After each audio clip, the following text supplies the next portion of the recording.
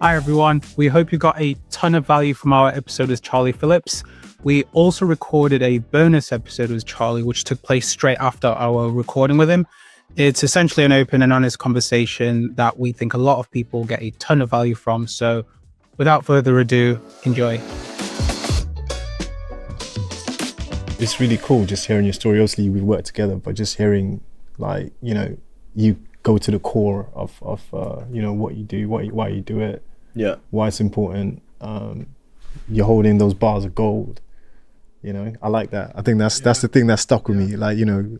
So we can't be scared when we're going out there in the market, you know, if we're holding the bars of gold. And I need to change my mindset, because a lot of the time you think, you look at competitors doing their marketing and thinking, they're killing it, and you're thinking, oh man, I need to figure out my life here. But they're all going through the same things. They've got the same shit going on. That's one thing I've noticed. Like, one of my mates, I went for dinner with him the other day. He's doing like 60 grand a month. He's my age. Right. He's 20 years old. He makes 60 grand a month. He drives a big Merc. He just bought a Rolex yesterday. Okay. He's moving to Dubai. The guy is caked. Yeah. And he called me up on Monday and was like, I've never felt more shit about myself than now. Oh my gosh, yeah. And like, he's trying to solve it with all these different things. And for a while, I kind of went through that period as well. Hence, I got a flipping Porsche outside. And I don't regret buying it, but I've definitely bought it for the wrong reason at the time. And then like, I kind of built up my whole life thinking, this is going to be sick when I have a nice car. And I bought it and realised you don't give a fuck about stuff like that. No, that's why they say it's like Pursuit of Happiness. Have you ever seen that film? With Will Smith? Yeah. And it's interesting, like they say pursuit of happiness. So you're never actually happy. You never attain happiness. Yeah. And you always have to be constantly like chasing the next thing. And I think human beings just I think I now have to think about it like fulfillment now, as opposed to happiness. That's how I've had to reframe things, because if you're doing something like what you were saying before, Charlie, with what you're looking to build now, that's definitely going to be more fulfilling, as opposed to like chasing something and be like, if I get this, then I'll be happy. It's that kind of juxtaposition of like understanding like, it's fulfillment, I suppose you could say. I think you have to understand why you want to buy a lot of things as well. People want to buy a flash car because they want to feel like the man. People want to buy holidays because they want to feel free and that kind of thing. But if you can feel them things without ever buying them things, you get them things a lot easier. Because when you feel like the man, you show up to a sales call with 10 times more confidence and you get the car. Yeah. That's why I always talk about like working from the inside out. So yeah, find ways to feel the things that you want to feel without having to buy the things that make you feel like it. If that even made sense. No, it makes sense. It makes a lot of sense. Like for me, it's like, you know, I think, you know, my son's a big part of, you know, why I do what I do now. Yeah. And I think if you have something that grounds you, connects you to all the other things in your life, like, you know, you don't just want to make money just for the sake of making money. You know, money can afford better opportunities. It can, you know, better experiences and all that kind of stuff. If you want to, I don't know, if you've got enough money to do private education or whatever and have choices of where you live and go to school and all that stuff, it all comes together. So yeah, there needs to be a point in why you're doing what you're doing. Yeah, I think that's what a lot of people miss out on as well. And then they get money, they get 10k a month and they get a nice car and then they lose all their motivation. Yeah. That's what happened to me. Like I was making 10k a month at 19. That's crazy. Man. Driving that car. And like the whole life I'd built up to thinking this is going to be sick. Yeah. And then got it and then realised I didn't care one bit about it. Oh my gosh, that's crazy. I mean, if I was 19, I don't know what I'd do, because I was a very different person at 19 years old. And I was broke, like dead broke. Broke student. Just been in the country a couple of years. And it was interesting times. I remember even being on like job seekers allowance and all that stuff. Very humbling experience. But yeah, 19, man. I think I would have lost. I don't know where I'd be alive right now. Oh yeah, I know. Yeah, I don't know I was what I'd be doing with that money. Yeah, I didn't have the right mindset at the time there. So yeah. Yeah, I mean. So you're doing quite well. That you're quite young and you've stayed grounded.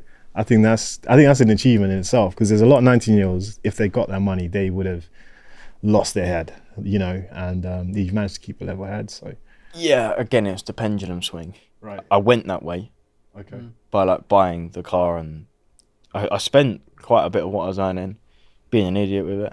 Yeah. But now I've learned that I want money for different reasons now, and it drives me a lot more. Like when I bought the Porsche, I was like, okay, I've lost my motivation, let's try and buy a Lamborghini.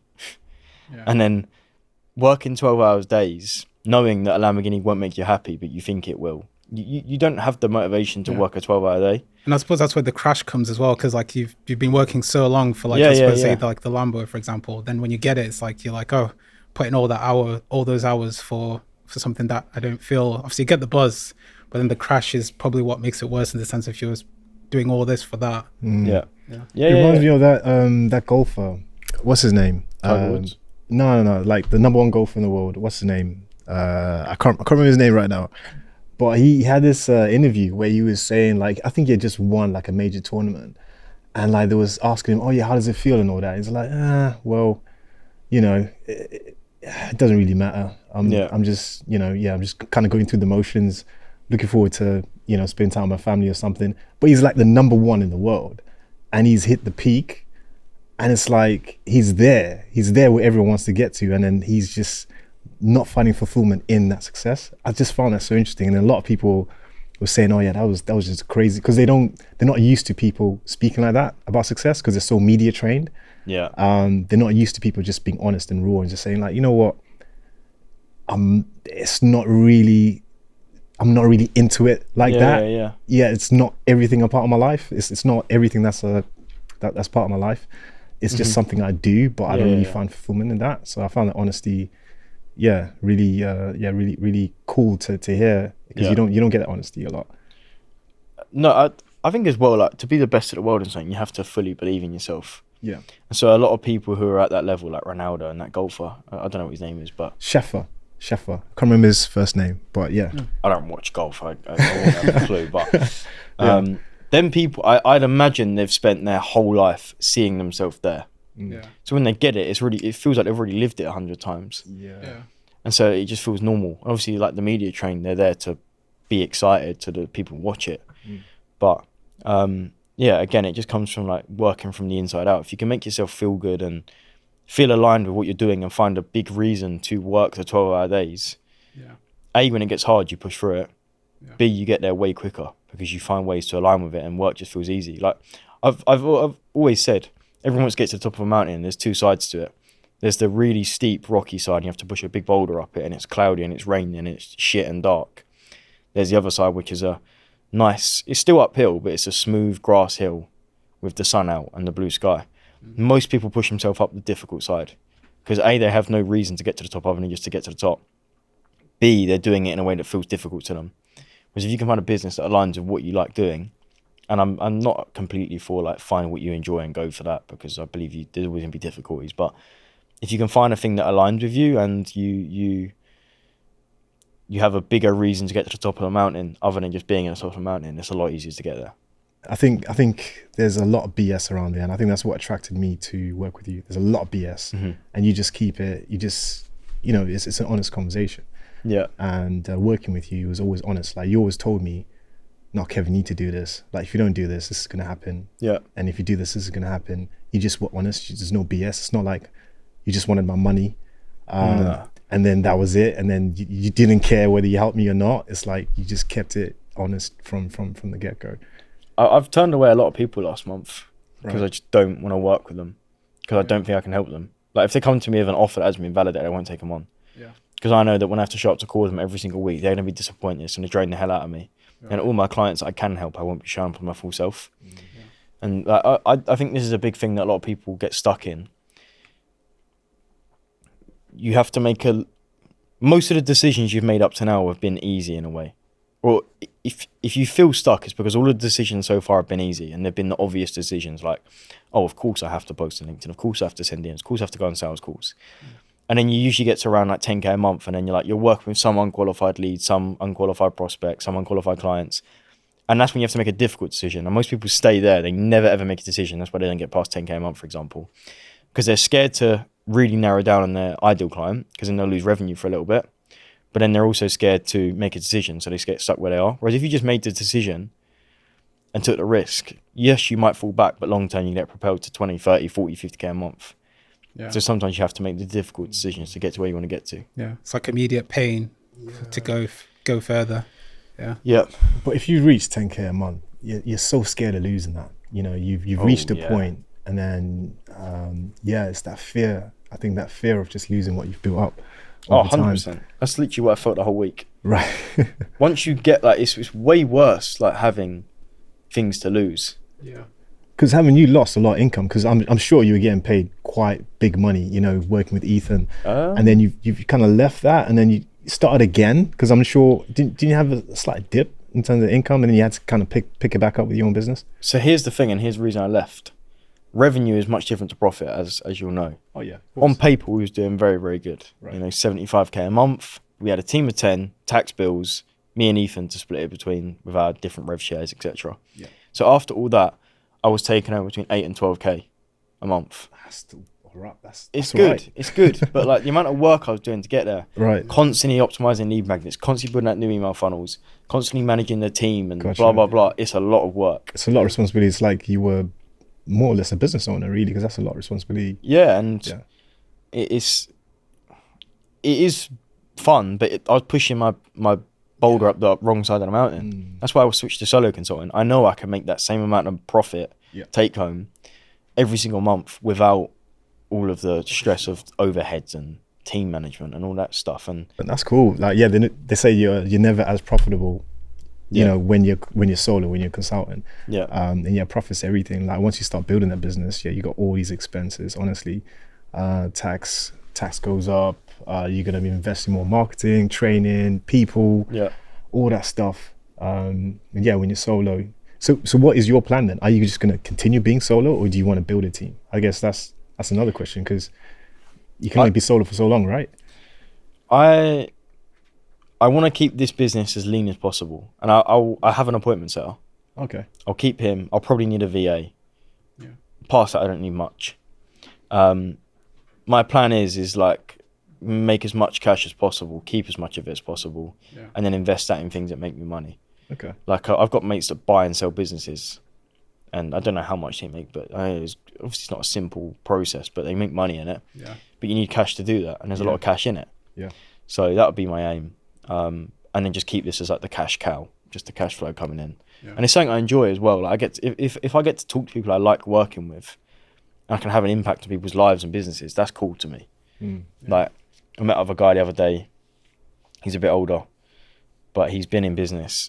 He's moving to a new offer. And I just helped him build that offer. I know that'll make him good money.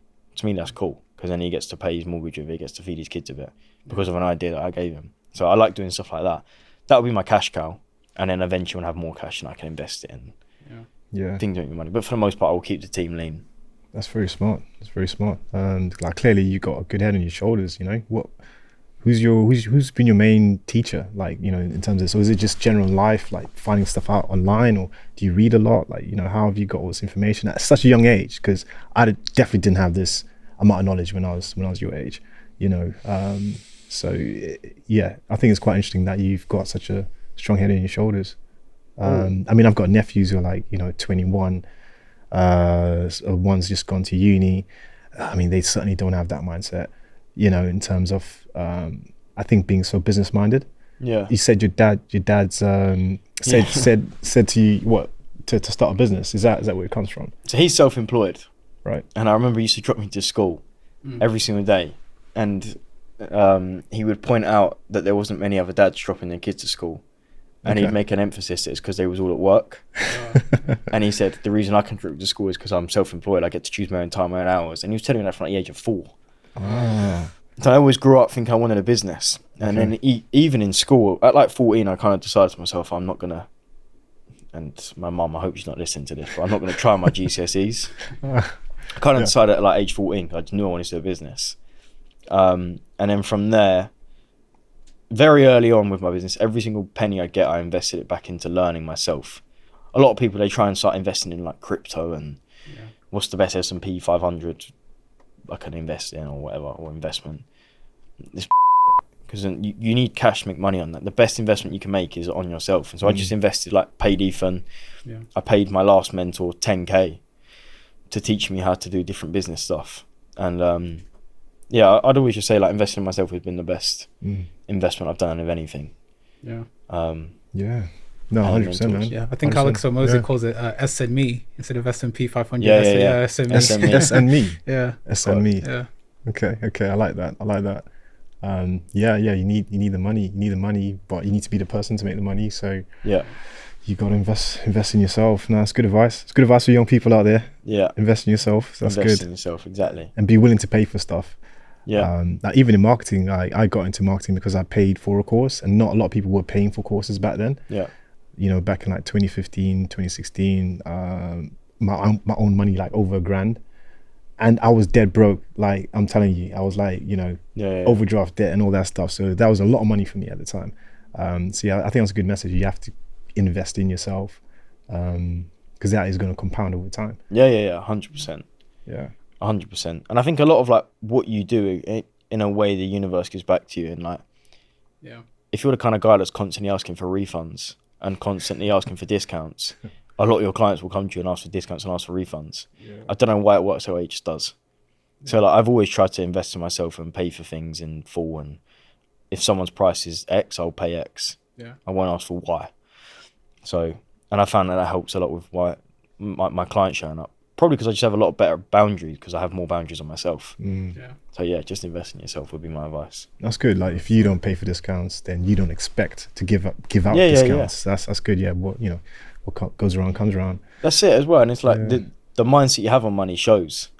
If you're the kind of guy who believes money is scarce and you're scared of spending it, so that's why you're always asking for discounts, you're always asking for refunds.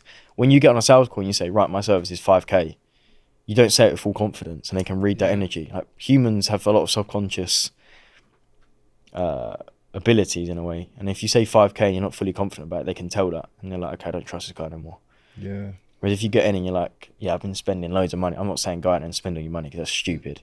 But like, if you believe it comes back to you, when you say 5K, you say it full confidence. Something clicks in and they're like, okay, I trust this guy. Yeah. He says it in a way that I like. Yes. Oh, that's a good way to think about it. Yeah. Yeah. It's similar to like, I don't know, there's a lot of dating advice out there, right? But I think fundamentally, right, if you're speaking to somebody that you like, and you're a bit desperate, and you're not fully confident within yourself, they can sense that energy. Yeah. You know, they can pick up on all the little things and, you know, the body language, etc. Yeah. But if you are fully confident about yourself, maybe not really looking to engage in a relationship or something like that, you just tend to have a more, I guess, natural flow to it, and you're more yourself. Versus, I know, maybe trying to be a certain somebody for someone, and maybe we should do the same thing in business. You know, if you are fully confident in what you do, it will just come off naturally. 100%. 100%. Ethan used to tell me this saying, and that like, if you run the tap and you try and grab the water, you can never hold on to it. Anything you try and hold on to, it never works. Whereas if you just like, I think, and I might butcher the phrasing he uses, but if you just cup the water and you just accept that it's there, you get to hold a pool of water. So if you try and hold on to something too tightly, i.e. money, relationships, friends, you smother them, and it ends up actually leaving. You get the opposite effect of what you want. Whereas if you just like, you stop needing it, you stop needing your girlfriend, you stop needing your friend, you stop needing the money. And don't get me wrong, I haven't mastered this by any means, but I understand the concept, kind of. If you don't need it and you just want it, it's much easier to hold on to and get more of. Yeah, it's such a weird thing. Yeah, it ties back into the whole psychology thing of like, if you're so desperate to have something, it will just go further away from you. Yeah. So it's just kind of like accepting, like what you said, accepting that, you don't need it. If you want something, it will come in time, but you don't want to be forcing it, essentially. Yeah. Need and wants are two different things. Yeah. You can make a lot of bad decisions when you're desperate. You can make a lot of wrong decisions and go the wrong way. Because you're not thinking, you're in survival mode, right? You're not thinking clearly. You're not thinking like your true self. Yeah. So that's very important. Yeah, exactly. That's it. Guys, if you want to get in touch with Charlie, you know where to find him. And if you want to keep in touch with us, be sure to like and follow the podcast. And I shall see you guys in the next episode. See ya. And if you are an e-commerce or B2B brand that's looking for growth, be sure to get in touch. We've got space just for a few more clients before the end of this year. And we only work with clients that are a great fit for us, and hopefully we're a great fit for you. So yeah, be sure to get in touch and let us know. Thank you.